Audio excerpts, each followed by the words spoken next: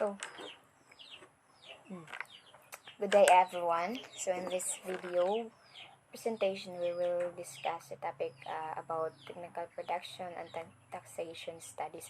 So in this discussion, all about what is taxation, different types of taxation, the presidential decree for classification of timber uses, and so on. So, first is, what can you say about taxation? So, di ba, we usually, nadungog na nato siya ang taxes. Mao na siya ang usually nga kanang kwarta nga ginabayad sa mga tao in terms of products, magabay sila og kanang goods nga na siya apil na diha ang tax, og pwede sad siya mga kanang sa consumption and electricity, water bill, and so on. So, what is taxation? So, taxation is a term for when a taxing authority, usually a government, levies or imposes a financial obligation its citizens or residents. Paying taxes to governments or officials have been a mainstay of civilization since ancient times. So, ang taxation is wala lang ni siya diri or karon nag-exist in our generation, but it was also existed during ancient times. So meaning to say that a citizen is obliged or is mandatory to pay taxes in term for ano po siya, public uses or public funds. So ang kaninga mga taxes kibali murag kanang as being part of a nation, as being part of a country, is it is your liability to pay taxes. Why? It is because ang kaning mga kwarta or money mo ni siya ang mahimuong funds sa government for public buildings such as bridge foundation, mga public nga mga infrastructure such as hospitals, doon sa pangan mga funds nga kinahanglan nga ilahang establish. So the term taxation applies to all types of mandatory levies, from income to capital gains to estate taxes. Though taxation can be noun or verb, it is usually referred to as an act. The resulting revenue is usually called taxes. So mo ni siya. And ang ang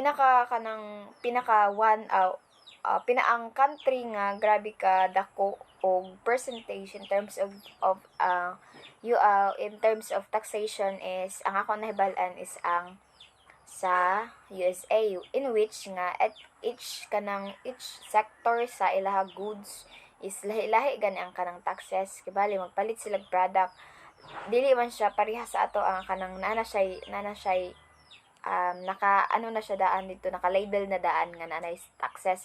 So kabali pag magbayad sila, lahi tong price sa goods, lahi pudto ang kanang tax nga imo ihatag.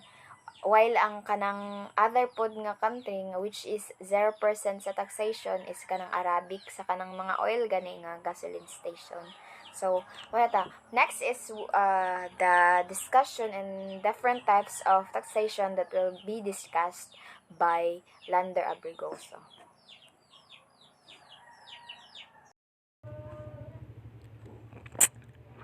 Good day everyone. My name is Lander Abrigoso. My topic is about what are the different types of taxation. So first is income tax. Government impose income taxes on financial income generated by all entities within their jurisdiction, including individuals and businesses. So ang income tax is a money that the government takes from people and businesses based on the money they earn. Then this includes the income you get from your job or if you own a business. So the government use this money for various public service and needs. So next is corporate tax. So this type of tax is imposed on the profit of a business. Then, then this includes the income you get from your job or if you own a business. So the government use this money for various public service and needs. So next is corporate tax. So this type of tax is imposed on the profit of the business. Ang corporate tax is a fee that business have to pay on the money they make as profit. When a business earns money beyond its expenses, the government takes a portion of the profit as a corporate tax. This tax helps fund government activities and services. Next is capital gains. A tax on capital gains is imposed on any capital gains or profits made by people or businesses from the sale of certain assets including stocks, bonds, and real estate. So, capital gains is tax is a charge on the money or profit that individuals or businesses earn when they sell certain things like stocks, bonds, or real estate at higher price than the what they originally paid. So if you make money from selling these assets, the government takes a portion of of that profit as a capital gains tax. So next is property tax. A property tax is a assess that by a local government and paid by the owner of a property. This tax is calculated based on property and land values. So the property tax is a fee determined by the local government and paid by the person who owns a property.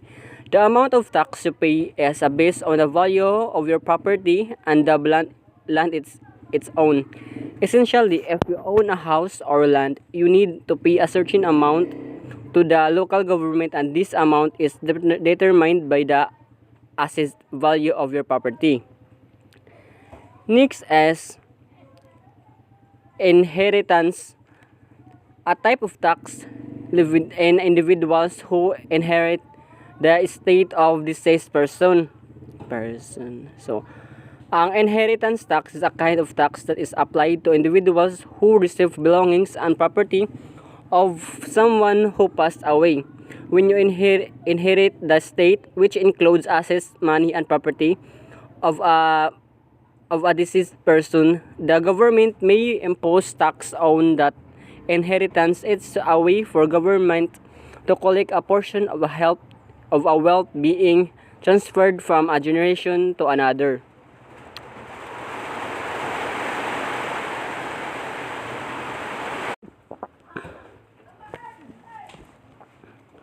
So next and last is sales tax, a consumption tax imposed by a government on the sale of goods and service. This can take the form of value-added tax or VAT, a goods and service tax or GST, a state or provincial sales tax on an excess tax. So such tax is also a type of a tax that a government adds to the cost of goods and services when they are sold. It's a way for the government to collect money based on what people buy. This tax can come in different forms such as value added tax of VAT, goods and services GST, state or provincial tax or excess tax. Essentially, when you process something, a percentage of the item price goes to the government as sales tax. Alright, my topic is PD 853 series of 1975. There are a few sections, wherein ang section 1 is classification, wherein all timber and forest lands shall be segregated from the class agricultural land. So, dapat malahi gid ang timberland. No, kay para ang iyahang pagpataw og tax is malahi pud siya. Ma-identify siya nga timberland because lailahi ang taxation sa timberland o sa agricultural land. Then section 2 is declaration and listing in the assessment rolls. All timber and forest lands owned by the Republic of the Philippines or any of its political subdivision, the beneficial use of which has been granted to a taxable person, shall be declared for taxation purposes and listed in the assessment rolls in the name of the concessionaire or license. Then all timber and forest lands that are privately owned shall be declared and listed in the name of the private owner. So lahi-lahi lahi-lahi og kanang murag kanang kuan gani sa taxable person, lahi-lahi ang sa public ang tag-iya is ang gobyerno, lahi po tong sa private. Wherein naagyo specific na person na um, maghatag og tax. Next is Section 3, Assessment Level. The assessment level for all timber and forest lands shall be 40% of their market value as determined by the provincial or city assessor. So, 40% no, sa value sa usa ka land, sa timberland, ang ihatag nga taxation sa usa ka taxable person. No, if iyaha ng area, 40% ana mo ihatag for taxation. Next is taxable area. For a given tax year, the taxable area of timber and forest lands belonging to the Republic of the Philippines, which has been granted to taxable persons, shall be operational area within the concession as determined and authorized by the tax year. Then, for the purpose of this decree, the term operational shall refer to the portion of the portions of the entire concession from where the concessionaire is granted the authority to cut and remove timber for a given year. So, sa public is if kato nga tao nga gisaligan or kana nga tao nga gisaligan ana na area naa lang siya na siya authority, gigrant siya og authority na mag-cut og mag-remove og timber within a year. In the case of privately owned timber or forest lands, the entire area belonging to the private owner shall be the taxable area. Next is Section 5, Appraisal and Assessment of Timber and Forest Lands. In cases where timber or forest land is located in one municipality or in itself or through the municipality, to appraise the assess the same in accordance with the methods procedures. In cases, however, where the timber and forest lands are found in two or more municipalities, appraise and assess the same, and he shall issue separate tax declaration. If ever kani nga area is nara sa isa ka municipality, ang appraiser, ang assessor is maghatag procedures, regulations, saka na lang siya na municipal. But if ang kana nga area is na-found na siya, imong area is na-found siya sa duha ka municipality, meaning duha pod ka tax, separate pod ang tax na ihatag nimo sa isa ka municipal para sa isa nimo ka land and sa isa pod para sa isa nimo ka land. Next is tax incidence and rate of levy on timber and forest lands. Municipalities in uniform annual ad valorem tax of 1% of the assessed value of timber and forest land is determined by the